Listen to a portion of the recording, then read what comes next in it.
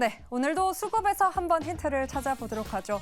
제가 수급을 정리해보니까 최근 큰 힌트가 공통된 점이 있었습니다. 이게 바로 외국인과 기관이 개인들이 쏟아낸 물량에 매수 포지션을 취하며 이 손바뀜 현상이 일어나고 있었는데요.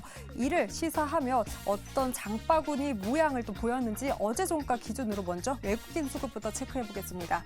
특히 외국인은 어제 코스닥 안에 강한 매수를 보였고요. 그 속에서도 에코프로를 가장 많이 사들였습니다.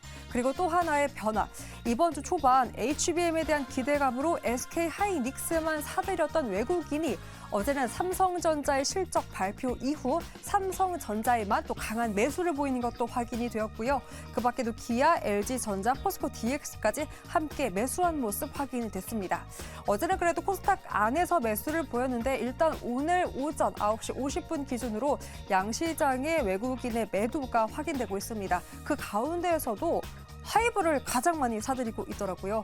10월 TXT를 시작으로 11월 전국 등 이 4분기에 주요 아티스트들에 대한 컴백 기대감이 또 있는 만큼 외국인도 이를 주시하고 있고요. 그 밖에도 한미반도체, KB금융, 기아와 영풍재질을 함께 사들인 모습이었습니다. 최근 대형주 위주가 매수 상단에 올라왔는데 오늘은 그래도 중소형주도 함께 올라온 모습까지 확인되고 있습니다. 자, 그렇다면 기관은 어땠을까요? 이 기관의 어제 수급 장바구니를 보니까 외국인이 강하게 매도를 보였던 종목을 기관은 바로 강한 매수를 보였다는 점이었습니다. 바로 LG에너지솔루션, 삼성 SDI, SK하이닉스가 그 종목이고요. 외국인이 매도를 보였다면 기관은 이 세 종목에 강한 매수를 보이며 2위, 3위, 4위를 차지했습니다. 그 밖에도 삼성전자, 외국인과 함께 강하게 매수하는 모습 보였고 SK이노베이션까지 러브콜을 취했네요. 그렇다면 오늘 오전 9시 50분 기준으로 기관은 어떤 종목을 담아내고 있나 보니까 2차 전지, 그것도 대형주 위주로 일단 강한 매수가 확인되고 있습니다. 포스코피처엠, LG화학, LG에너지솔루션, 삼성 SDI, 역시나 LG에너지솔루션 기대 이상의 실적을 발표했는데 여전히 그러한 흐름 오늘도 이어가고 있고요. 카카오 역시 저가 매수에 강한 매수를 보이는 모습도 확인되고 있습니다. 자, 그렇다면 개인 투자자분들 어제 어떤 종목을 가장 많이 샀나 들여다보니까요. 포스코홀딩스 에코프로 BM의 2차 전지 대형주가 1, 2위권으로 다시금 올라왔습니다. 그 밖에도 HL반도, 네이버, 고려, 아연이 상단에 위치하며 개인의 매수세가 확인되었는데요. 일단 오늘은 옵션 만기일이기도 합니다. 때문에 수급에 대한 변동성까지 우려를 해야 한다는 목소리가 제기되고 있는데 고수님들 오늘은 수급에서 어떤 전략이 필요할까요? 네, 오늘장 수급을 전반적으로 점검을 해보도록 하겠습니다. 외국인은 오늘 양시장 현물 매도하고 있고요. 선물은 최근 계속해서 매수를 하고 있죠. 오늘도 2,800억 넘게 사고 있는데 오늘 코스닥에서 외국인이 좀 1,000억 넘게 팔고 있습니다. 수급을 보면은 이거 시장이 이렇게 갈 수 있나 싶을 정도입니다. 코스닥이 2% 오르는데 외국인과 기관은 현재 기관은 매수세를 보이고 있긴 하지만 그 매수 강도가 굉장히 적고요. 코스닥은 지금 개인 투자자들이 열심히 올리고 있다라는 생각이 듭니다. 자, 이 가운데 오늘 수급적인 특징 하나씩 좀 점검을 해볼 텐데 먼저 염정 고수님, 오늘 수급 보면은 이게 별로 안 좋은 수급 같은데 시장이 이렇게 오르는 거 보니까 특정 종목으로 좀 약간 쏠리고 있는 것 같긴 해요. 네, 일단 코스닥 쪽에서는 개인들의 매수세가 좀 강하게 나타나고 네. 있죠. 대부분 일단 2차 전지 쪽에 대한 수급이라고 좀 보고는 있습니다. 2차 전지 관련된 종목도 전반적으로 다 강세, 어제에 이어서 강세 나타내고 있는데요. 제가 오늘 수급 특징주로 볼 종목도 2차 전지 내에서 장비주 쪽 하나 보겠습니다. 네. PNT 보겠는데요.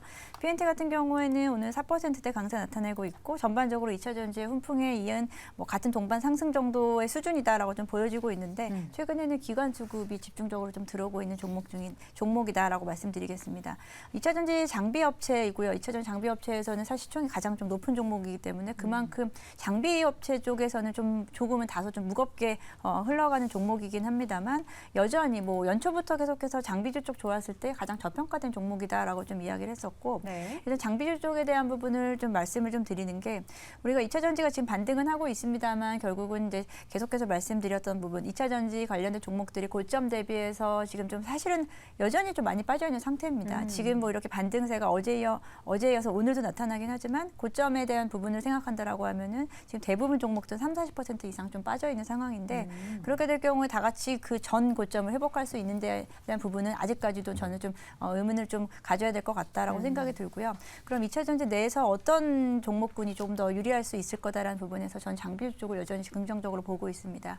이제 장비주에 대한 부분은 이제 올해 하반기 그리고 내년 초까지 일단 장비에 대한 발주가 좀 이루어져야 되는 부분인데 네. 여기서 이제 장비 업체들에게 조금 유리한 부분은 워낙에 이제 뭐 소재 쪽 양극재라든지 셀업체들에 대한 경쟁이 좀 치열한 상황이고요. 거기서 이제 셀업체라든지 뭐 소재 업체 쪽에 대한 납품도 있겠지만 또 여기에다가 최근의 흐름은 이제 완성차 업계들의 내재화입니다. 배터리 내재화에 대한 이슈로 인해서 이제 배터리 업계뿐 아니고 완성차 업계까지도 고객사가 확대될 수 있다라고 좀 보고 있기 때문에 저는 이제 장비 업체들 주요 장비 업체들은 여전히 좀 관심권에 두셔야 될 것 같다라고 좀 생각하면서 오늘 네. PNT 말씀드리겠습니다. 2차 전지 얘기는 저희가 또 잠시 후에 준비를 해뒀는데 2차 전지 소재 관련한 종목도 최근에 반등을 보이고 있긴 하지만 이 반등의 의미는 저희가 잠시 후에 좀 짚어보도록 하겠고요. 지금 시점에서 이제 소재보다는 장비 쪽에 있어서의 향후에 이제 발주가 늘어나는 그 환경 속에서 기대가 되는 기업들 지켜보면 한데 그 가운데 PNT를 오늘 수급 특징주로 함께 꼽아주셨습니다. PNT 현재 주가 한번 볼까요? PNT 현재 주가 4.2% 강세를 보이고 있고요. 어제 3%도 오늘도 올라가고 있고 기관 수급이 또 추가적으로 계속해서 유입되고 있다라는 부분 확인이 됩니다. 자, 이어지는 수급 특징 오늘 테이블 고수는 어떤 종목을 좀 보고 있을까요? 오늘 저는 삼성전자를 삼성전자요? 네. 잠깐만요. 그럼 우리 김장렬 교수님 종목도 같이 골라서 두 분이 삼성전자를 그렇게 사랑하시는 아니 잠깐만요. 그럼 김대중 교수님도 삼성전자 사랑하시잖아요. 좋아하죠. 여기 다들 사랑하진 않으시고 네, 좋아하는 선을 정도입니다. 딱 그으시네요. 다시 이야기 나누면 좋을 것 같은데 일단 테이블 고수 의견부터 들어보겠습니다. 일단 삼성전자 같은 경우에는 어제 실적이 잘 나왔습니다. 네. 잘 나와서 어제 수급이 상당히 잘 들어오고 어찌 보면 매수가 강했다라고 볼 수 있는데 이런 상황에서 오늘도 움직임을 보고 어제도 움직임을 보면은 어제 같은 경우에도 밀렸습니다. 오르고 난 뒤에 삼성전자가요? 네, 갭상승하고 좀 밀렸다라고 표현할 수 있을 윗꼬리를 것 조금 같고 달았고, 운동전환. 그리고는 오늘도 지금 올랐다가 7만 원을 넘지 못하고 밀리고 있습니다. 윗꼬리. 네, 근데 이 부분은 뭐냐 그러면은 지금 삼성전자 같은 경우에는 아직까지도 이제 9월 중에 양산한다고 했던 HBM에 대한 소식이 아직 없습니다.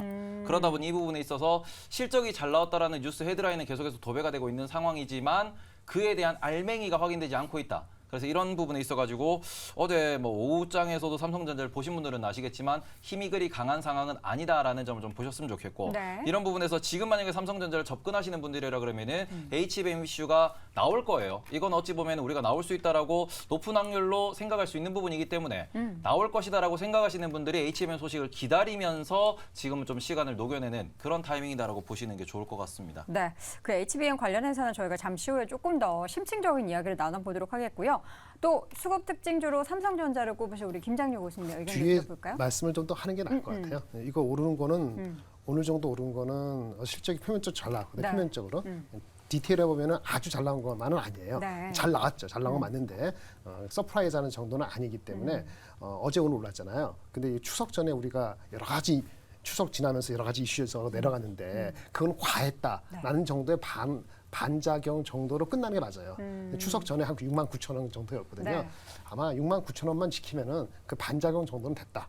그리고 자세한 거는 좀 이따가 할 때 설명을 드리겠습니다. 알겠습니다. 자, 오늘 지금 보니까 약간 기관의 매도가 좀 나오는 것 같기는 한데 지금까지 이제 지난 10월 5일장부터 어제까지 4거래일째 기관이 좀 강하게 매수를 하고 있고 오늘은 기관 투자자들이 삼성전자를 가장 많이 지금 팔고 있는 것으로 나타나고 있고 그 뒤로 SK하이닉스와 포스코홀딩스, 한화, 에어로스페이스, 삼성전기 등의 종목들을 함께 매도를 하고 있습니다.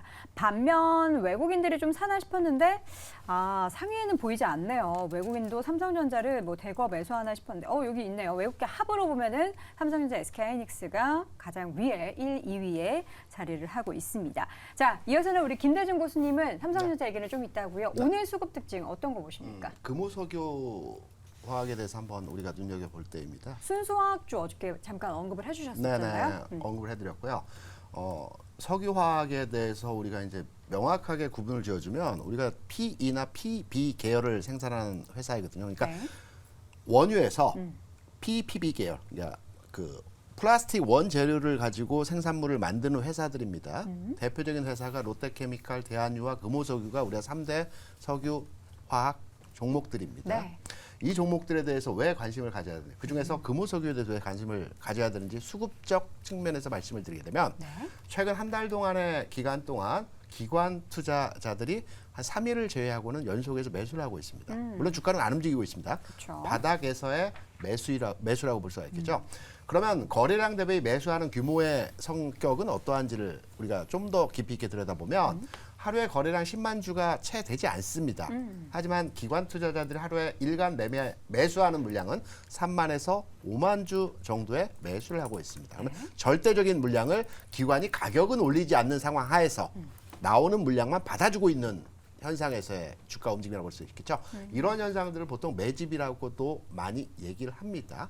수급적 측면에서 우리가 이러한 부분을 한번 체크해야 될 내용이라고 볼 수 있겠고요. 두 번째 이제 체크 포인트에서의 흐름들은 지난 9월에 그 수출 데이터가 10월에 나왔는데요. 여기서 그 턴 어라운드 되는 수출 실적이 그동안 안 좋아졌다가 이제 막 상승으로 전환이 되고 있는 네. 업종이 세 업종이 있었죠. 디스플레이 같은 건 7월부터 좋아지고 있는 현상의 모습이 나타나고 있고요. 반도체는 8월부터 좋아지고 있습니다. 그리고 석유, 화학이 9월부터 상승으로 전환되는 흐름들이 진행되고 있다라는 수출 통계 데이터가 나왔습니다. 어제도 우리 또 김대주 교수님 말씀을 해주셨는데 여러분 기억 못하시면 어제 방송 집중 안 하신 거예요. 기억하시죠? 예. 그리고 여기에 추가로의 이제 하나 더 말씀을 드리게 되면 중국에서 나온 이번 그 연휴 기간 동안 이후에 소비 관련 그 뉴스가 있었죠. 중국에서 이번 연휴 기간에 여행객들과 소비 수준에 대한 조사한 자료가 있습니다. 코로나 이전 대비해서 4%가 여행객과 소비가 증가했다라고 합니다. 오, 꽤 늘었네요. 굉장히 많이 늘은 거죠. 그리고 11월에 가면 광군제가 있지 않습니까? 네. 석유화학 제품은 중국이 절대적인 소비를 하고 있습니다. 중국의 소비가 늘어날 때 우리나라의 생산도 늘어나고 수출도 늘어나는 현상들을 보여주고 있는 네. 상황이거든요.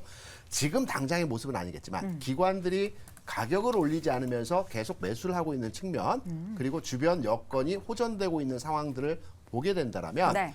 석유화학 업종에 대해서 관심을 가져야 되고요. 그중에서 탄력이 좋은 금호석유 한번 지금쯤 깊이 있게 들여다볼 종목이다라고 판단해서 금호석유 선정을 해봤습니다. 네, 오늘은 1%대 조정을 보이고 있긴 하지만 저희가 뭐 단기적으로 말씀드리는 건 아니고요. 금호석유에 대한 이제 향후에 돌아설 그 업황에 대해서도 그리고 지금도 나오고 있는 긍정적인 수출 데이터를 배경으로 해서 관심 있는 종목으로 화학주 내에서도 토픽으로 꼽아주셨습니다. 현재 주가는 13만 800원 기록이 되고 있는 부분 함께 확인해 보시면 좋을 것 같고요. 오늘 수급 특징주 토픽 종목 다시 한번 정리해드리겠습니다.